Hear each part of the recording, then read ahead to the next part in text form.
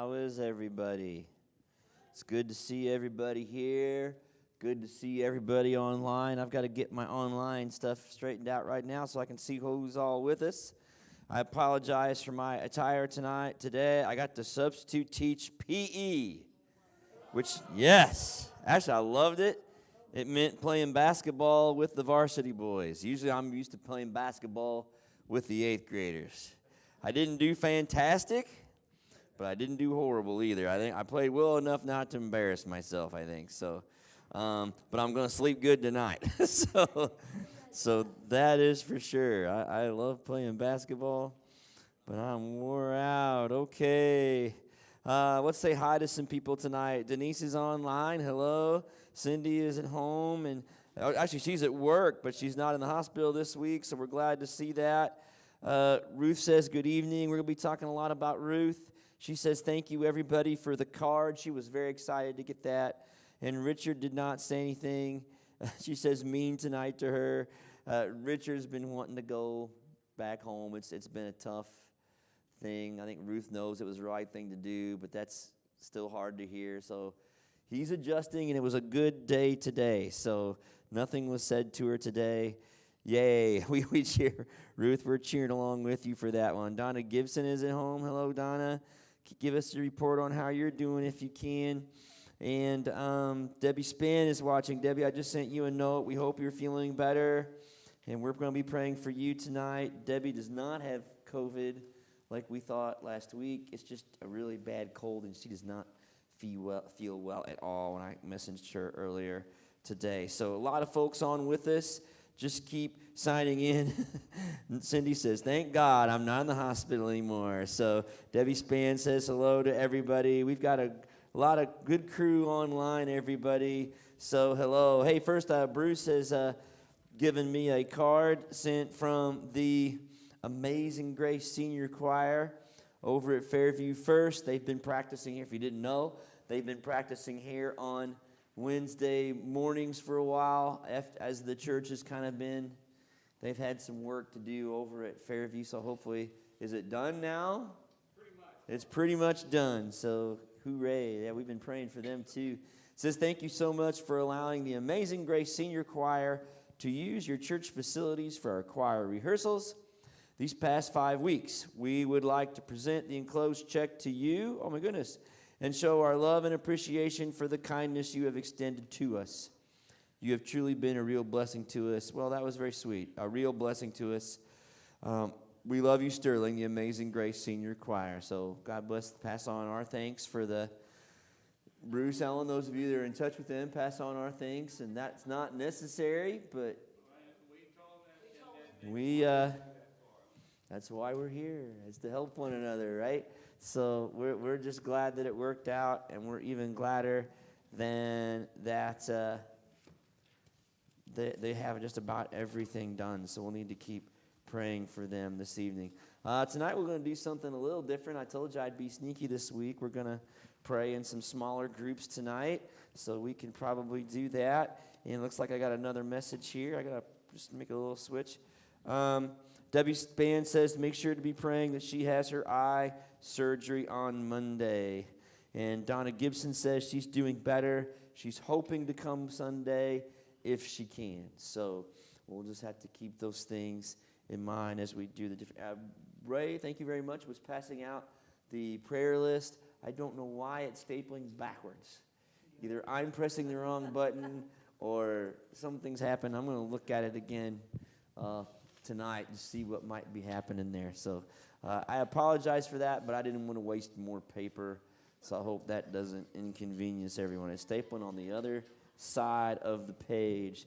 If anybody at home would like a prayer guide or a prayer sheet of all the different prayer requests, we're not able to share those online, so give Jenny a call. She'll be glad to send one to you. I don't know if anybody's requested those from home or not, but we'd be glad to send those to you. For those of you that are at home and might be here Sunday, we usually have them setting on the back table just behind the back stage right pew over here on this way. So you're more than welcome to find one on Sunday. We keep those up to date every week, and it's growing. So I don't know if that's good or bad. Some praises, some concerns on there. So it's definitely growing. We're gonna join Acts chapter 24 tonight and kind of read through the entire chapter. It goes by pretty quickly. Does anybody have a favorite lawyer that they like to watch on TV, or a favorite judge? Perry Mason. The old black and white Perry Mason. Okay. Okay. Any of the Perry Masons? Okay. What? Judge Judy. I'm just old enough to remember Judge Wapner. Is he not around anymore? He's gone. He's gone. Okay. I can't think of any others. Well, there's another lawyer. Good. Was Matlock a lawyer? Is he a lawyer? I never saw that one either. I don't know. There's always different lawyers and things on TV. Well, why do you think I'm talking about lawyers and judges tonight? Judge Judy, Judge Wapner. Paul is on trial. He is going before Felix. And let's kind of see how that goes. He was carried out of the mob that was trying to storm and attack him.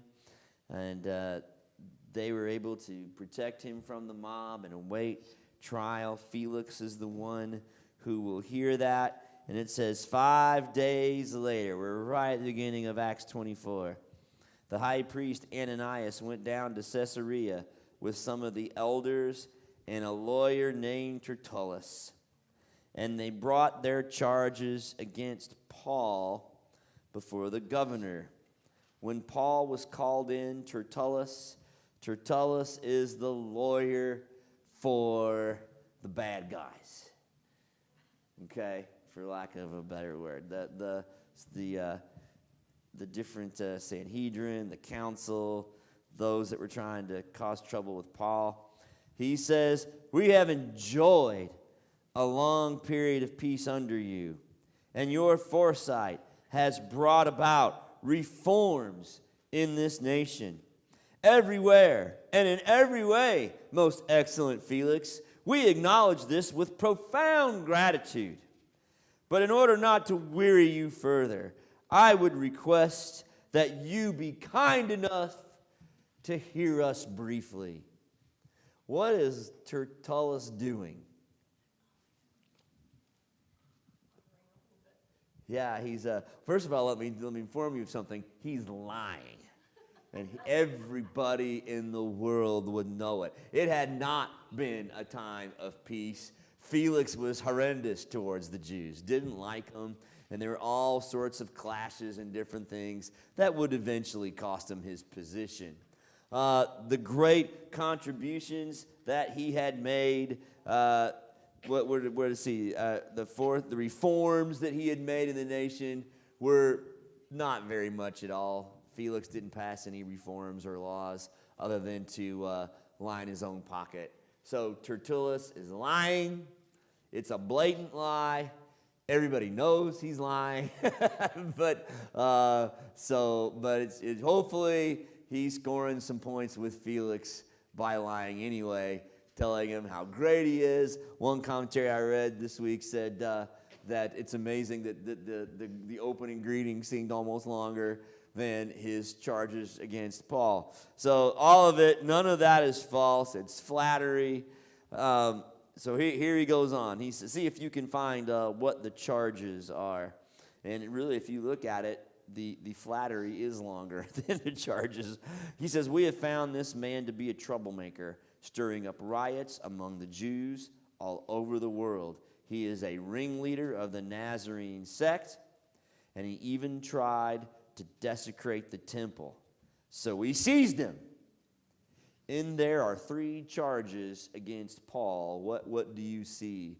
I'll explain them to you here. What are the charges? What is he on trial for? According to Tertullus. Okay, number 1, troublemaker, stirring up riots. Everywhere he goes, he stirs up riots. Is that the truth? No. So yeah, he's just stringing out one lie after another. Why would he make such a lie about riots? Yeah, Romans don't like riots breaking out all over the empire. So that would be lie number one. Number two, what's another charge? Ringleader of what? What do you think he's talking about there? The ringleader of the Nazarene sect. And by this time, Christians, they weren't called that at this time, but the Christians were growing. They were part of the way with a capital W. Everybody would have known about them and who that was. So the Nazarene sect is very simply the Christians, the people that would believe in Jesus. Is he lying about that? Yes. Is Paul one of the Christians?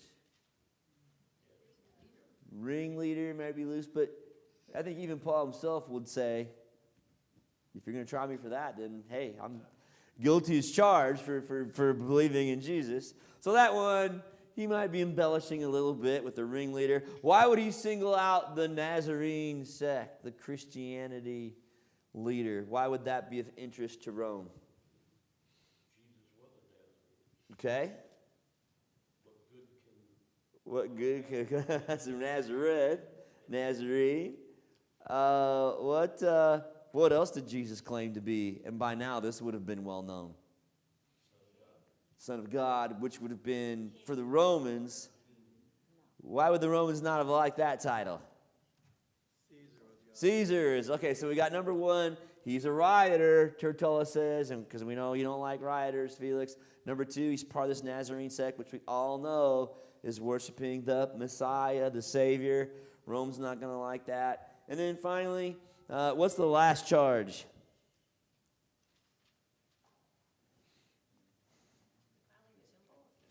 What's that? Defiling the temple. Is that true? No. You know what they're bringing up again? The fact that he brought a Gentile into that area. And they didn't defile the temple. They didn't do anything. They have no proof of any property that's been destroyed. So none of those are the charges. And verse 9, the Jews joined in the accusation, asserting that these things were true. The Romans would have been concerned about the first two things. The Jews are angling, or this particular group of Jews, to be careful here, they are angling on the third because desecrating the temple is something that in their law you could put somebody to death for. So, hey, Felix, just in case, by our law, by our means, he's death worthy, he's execution worthy. Whether that'll impress Felix or not remains to be seen. The Jews, this particular group anyway, joined in the accusation, asserting that these things were true. When the governor motioned for him to speak, Paul replied, what's the difference between Paul and the Jewish sect? Paul doesn't need a what? Paul is more than happy to speak for himself. He says, I know that a number of years you have been a judge over this nation, so I gladly make my defense. You can easily verify that no more than 12 days ago, I went up to Jerusalem to worship. My accusers did not find me arguing with anyone in the temple or stirring up a crowd in the synagogues or anywhere else in the city. And they cannot prove to you the charges they are making now against me. However, I admit that I worship the God of our fathers as a follower of a way, which they call a sect. I believe everything that agrees with the law and that is written in the prophets, And I have the same hope in God as these men, that there will be a resurrection of both righteous and the wicked. So I always strive to keep my conscience clear before God and men. After an absence of several years, I came to Jerusalem to bring my people gifts for the poor and to present offerings. I was ceremonially clean when they found me in the temple courts doing this. There was no crowd with me, nor was I involved in any disturbance. But there are some Jews from the province of Asia who ought to be here before you and bring charges if they have anything against me. Or these who are here should state what crime they found in me when I stood before the Sanhedrin, unless it was this one thing I shouted as I stood in their presence. And here's what I said: it's concerning the resurrection of the dead that I'm on trial before you today. How does Paul defend himself? Let's take the first charge. You are a troublemaker. You're stirring up riots. How did Paul defend himself? Okay. How specifically did he say it?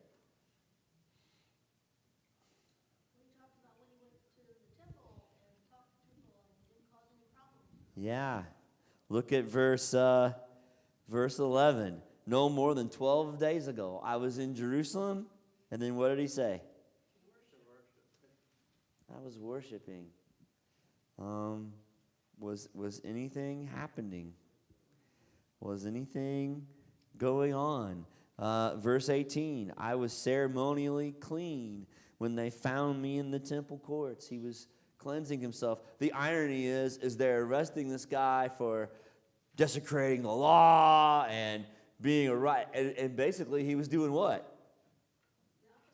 Following exactly everything the law had told him to do. So, so what proof do you have that I caused a riot anywhere in Jerusalem? They had none. Did he have any defense against the second charge of being a member of the Nazarene sect? He just stated his beliefs. I believe everything that our history Yeah. says that the Jews believe, and in addition to that, Okay, what was the in addition part, Ellen? about the resurrection of the good and the wicked, and basically he's saying we're going to stand before God. And I believe that. What point was he trying to make? Yes, I'm a Christian. I believe in Jesus, but guess what? I believe in I still follow the law. I believe in the prophets. I believe, of course, he thinks Jesus, that's why I believe in them, because Jesus comes to fulfill all of those things. And I believe that there will be a life after death and the resurrection of all of us and the hope. So yes, I believe in Jesus, but you'd be amazed. I believe many of the things you do too. It's just, I believe Jesus is how they all come true. And then the final defense, what does he say?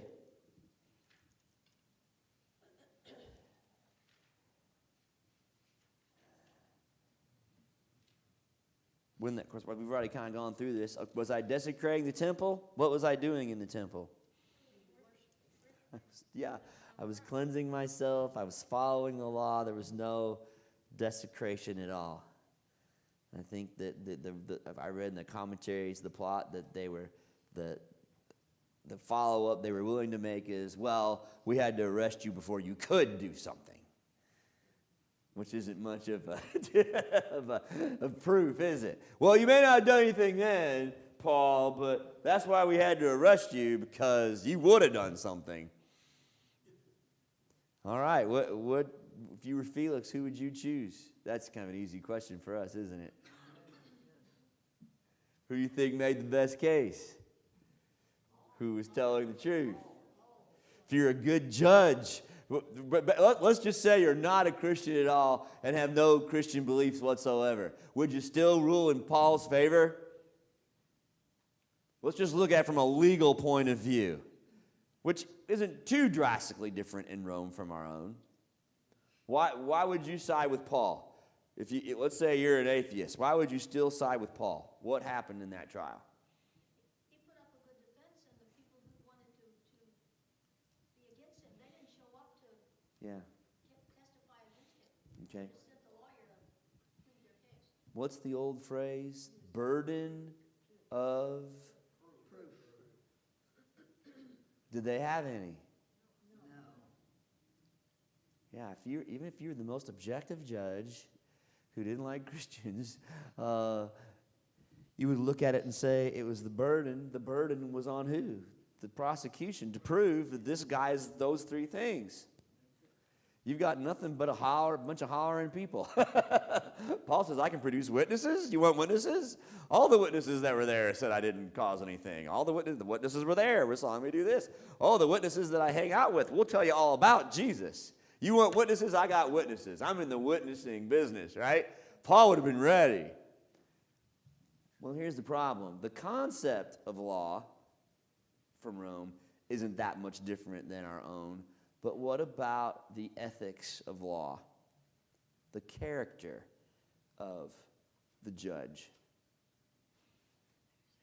Now, granted, in the movies, Well, not in those days. I think sometimes the judges and lawyers, I think it always be paid a little bit to move their judgment in your direction. okay, yeah, They were susceptible to corruption. susceptible to corruption. Excellent. Yeah, I know in our movies and TV shows, right, there's always the plot twist when the judge is on the take or a crooked judge. And I would like to think in real life it doesn't happen as much as it does on TV. Maybe I'm wrong. I don't follow the normal everyday. I'm just trusting and hoping that most of our judges are good, honest, ethical people. Tell me what you think of Felix and his ethics, his character, as we read ahead.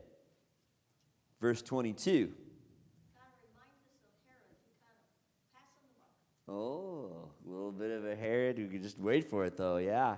Herod was well acquainted with, Felix, verse 22, was well acquainted with the way.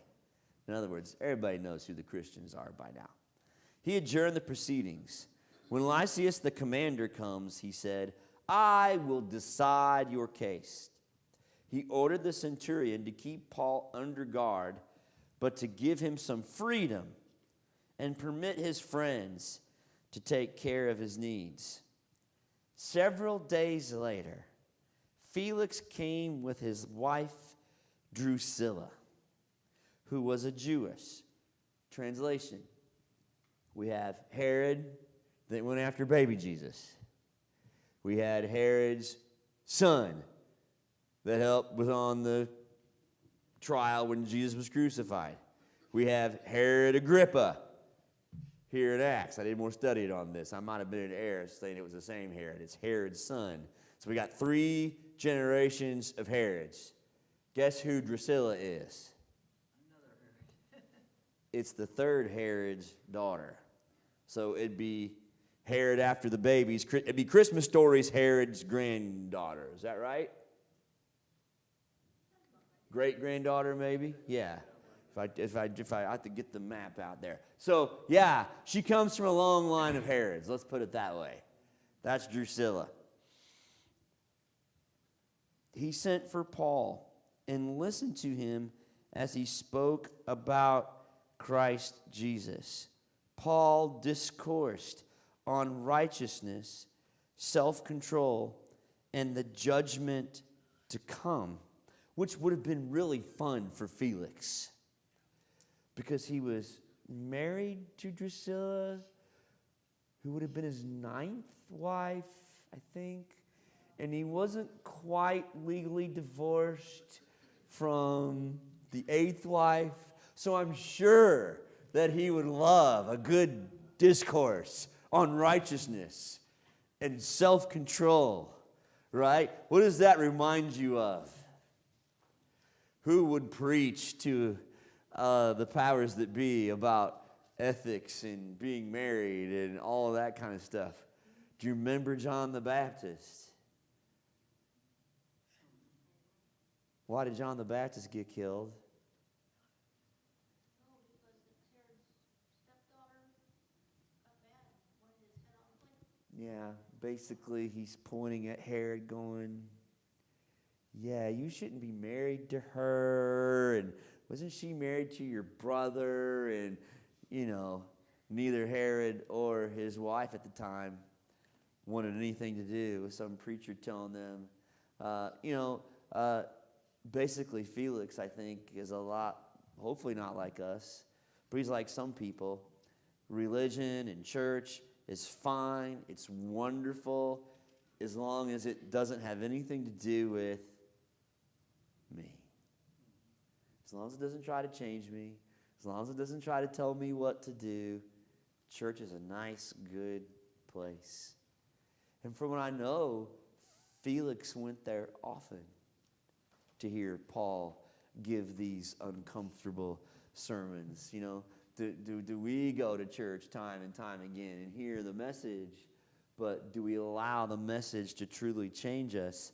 Well, anyway, let's go back to verse 25. Paul discoursed on righteousness, self-control, and what else?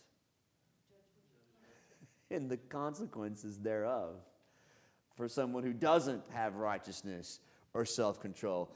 Felix, excuse me, right? Have you heard that and seen that scene before? Yeah. What was Felix's reaction to these wonderful, I speak that facetiously from his point of view. What's his reaction from these discourses, if you will, to use Luke's word? Go away for now. When I have convenient time, I will call him. Yeah. Scared him half to death. Go and take an aspirin. Yeah. What if he's right? What if it's true? I don't want to hear what's uncomfortable for me. So he said, that's enough. You may leave. And when I find it convenient, I will send for you. Heaven forbid that's us. Hey, Jesus, when it's convenient, we'll go to church. We'll listen to your message when it fits my schedule or my mood or my needs. And at the same time, he was hoping that Paul would offer him a bribe. Why would he hope that Paul would offer him a bribe, do you think? Because he was used to the people doing that. Probably because he was in good habits of getting them. So he sent for him frequently. And he talked with him. Do we ever try to bribe Jesus? Or maybe Jesus could bribe us. Hey, Jesus, read my Bible this week. Hey, Jesus, went to church this week. Right? You owe me. Come on, Jesus. I've been a good boy this week. There's a little bit of Felix maybe in all of us if we're incredibly and brutally honest. 2 years passed by of Felix going to Paul's church. No change in Felix's life. No confession. No sudden turnaround. You know that Paul tried. You know that Paul didn't hold back in those 2 years.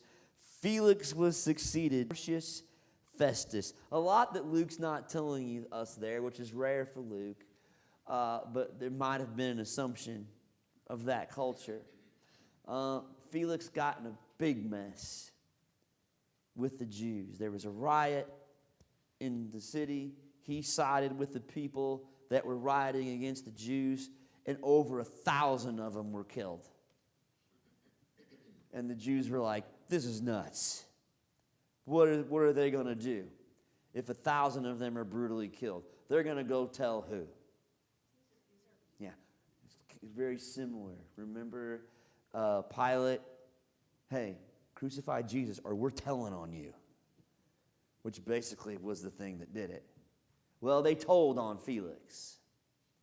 And some people think that might be why he left Paul in jail. Because he knew his job was in trouble. And whatever I can do to get the Jews to like me again. So I think they would have loved him executed, but they didn't want him free. They knew they lost that case, right? Because they were lying the whole time. So, hey, he's not free, but he's in jail. Maybe at that time they'd be like, we'll take it. I don't know, but I don't know if that's exactly true. That was pondering and wondering by the commentary, but it could go to explain why he left Paul there so long. Didn't matter. He lost his job anyway. And well, here it says, because Felix wanted to grant favor to the Jews. Help if I read the Bible, as a Bible teacher. Because Felix wanted to grant favor to the Jews, he left Paul in prison. So Luke says, yeah, that's what he was doing. No wondering about it. So how long is Paul there waiting for this mess to be resolved? And he's still waiting. Felix didn't get saved. I'm not free. I'm sure he's writing letters and getting what he needs, but he's not really in Rome.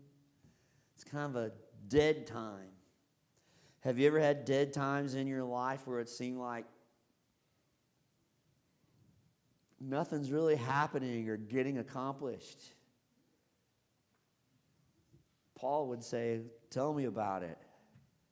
Why do you think God is allowing Paul to go through this? Because then we might get some answers.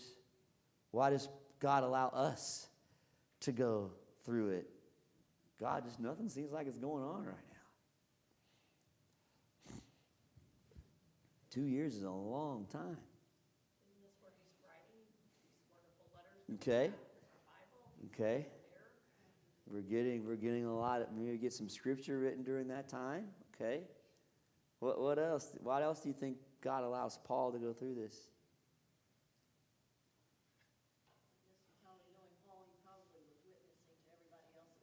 Okay. Paul's still witnessing to everyone. Okay. What else do you think Paul? Probably give him time to write about half the New Testament. Yeah, I'll have to go back and study. It is a good study. You can, in Acts, you can match up where everything kind of goes. I don't know what specific books, if any, come from this time or not. I'll have to go back and see. Yeah, Marcus is definitely some. Maybe also to allow, they depended so heavily on Paul, I think, but to allow them to say, hey, you can make this, because Paul is not always going to be here anyway, regardless of what happened. You have to make it on your own. Okay, other people have to learn how to start doing this without Paul. These churches have to keep going. We're on the tail end of Acts, so he started so many churches in so many places. They have to keep going. They have to keep being nurtured. What about us? Why does God let us go through dead times? Is it so we can write a book? Is it so? Maybe. I mean, this could be. That's the time you can draw closer to him. Okay. In the midst of crisis or the glorious stuff going on, we get busy. We kind of leave God over here. But when we are really quiet, then we have the time for him to work with us. Okay. Sometimes, what's the old psalmist say? Be still. If you're just being still, what's getting accomplished? Yeah, from our perspective, Ray says nothing at all. Is that true? Yeah, we just don't know. Yeah, trust me. Trust me. Somebody said that's why God invented sleep. So you just get to the end of the day and go, you know what? I can't do anything else. I'm just going to go to bed and trust him with it. Yeah. Every day we've got to trust God and say, I'm tired. I've done all I can do. And I'm out. God, I'll see you in the morning. God just does just fine, doesn't he? Yeah, and just, hey, I'm working. Do you trust me? Strengthening, restoring. It's just a time for us to grow before the next thing does happen or can see happen. It's a time for us to kind of strengthen up. Paul's doing time for us to reflect, time for us to share, time for us to keep I mean, I don't know. I'm not a planter. I'm not a farmer. Where's that corn at right now? They haven't even planted it yet? When's planting coming up? Soon, isn't it? Okay. Into April, where's that corn? Beginning of May, where's that corn? Yeah, there's a lot of dead time when you're farming. And you just got to keep what? You keep doing what you can, you know. Sooner or later, you're going to see the results. You're going to see the corn. You're going to see the beans. But just because I don't see any corn today, what do? Keep being faithful.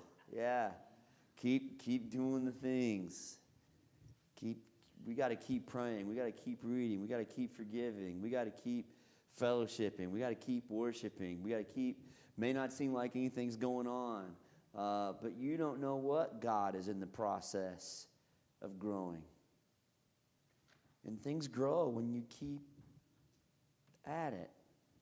Isn't that true? Yeah, and I think that's when that's what Paul's. You think Paul's still praying? Oh yeah. You think Paul's still witnessing? Oh yeah. You think Paul's still worshiping? Oh yeah. I mean, he's probably wearing out those guards' ears, right? I mean, yeah. Do you think Paul's ever sitting around going, I guess we're not going to go to Rome? Another day, another $1, I guess I'll send my passport back. Or, you think he's sitting around doing that? No, he trusts. He knows. Yeah. When I was a little kid, my dad said I planted a buckeye. Okay. A buckeye planted. Okay. Right, but I dug it up every day. He said, you dig that up to see if it had started growing. That's what be still means. Yeah. Sit back and watch me. Don't mess with it. Don't keep digging it up. You got to leave it be. You got to leave it be.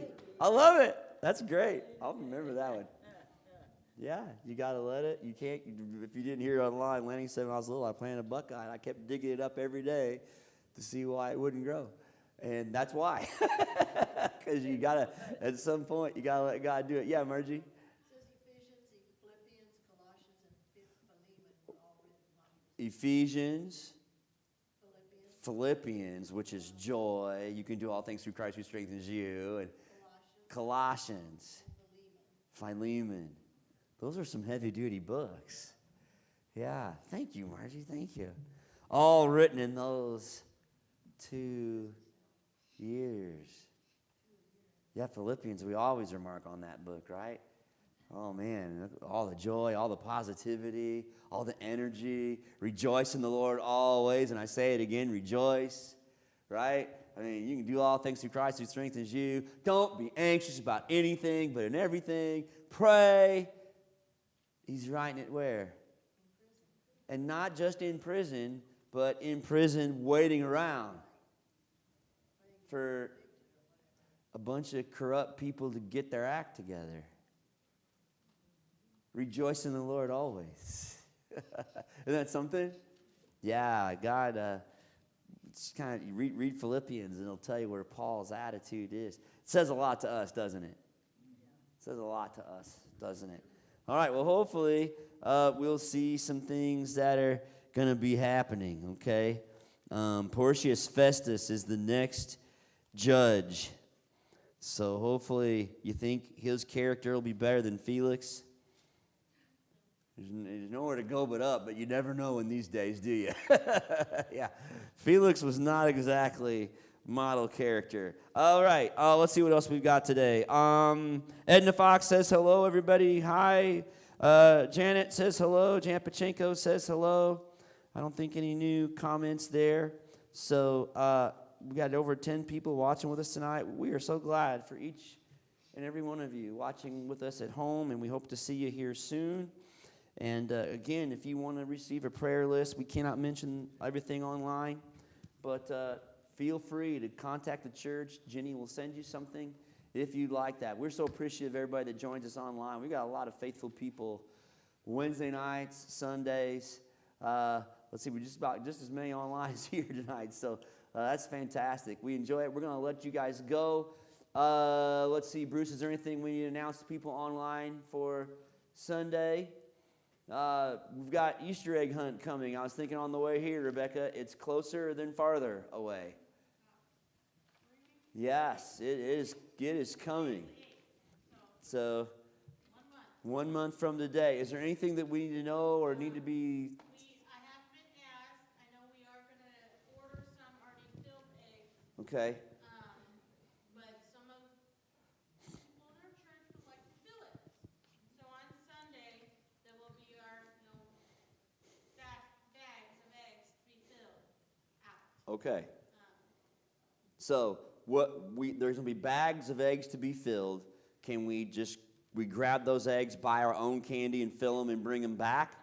Oh, there you go. So if you would like, a lot of us can do that. You can do that when you're watching Perry Mason or all your favorite judge shows that we talked about. I'm tying everything together tonight. So there you go. Yeah. So that will be here Sunday, and Rebecca would greatly appreciate that. And Jenny's starting to get the invitations printed up. So if you have nieces, nephews, grandkids, grandnephews, grandnieces, neighbors, coworkers, we'll have some invitations that people can start passing out. So that'll do, I think, for announcements. We'll see you Sunday at 9:30.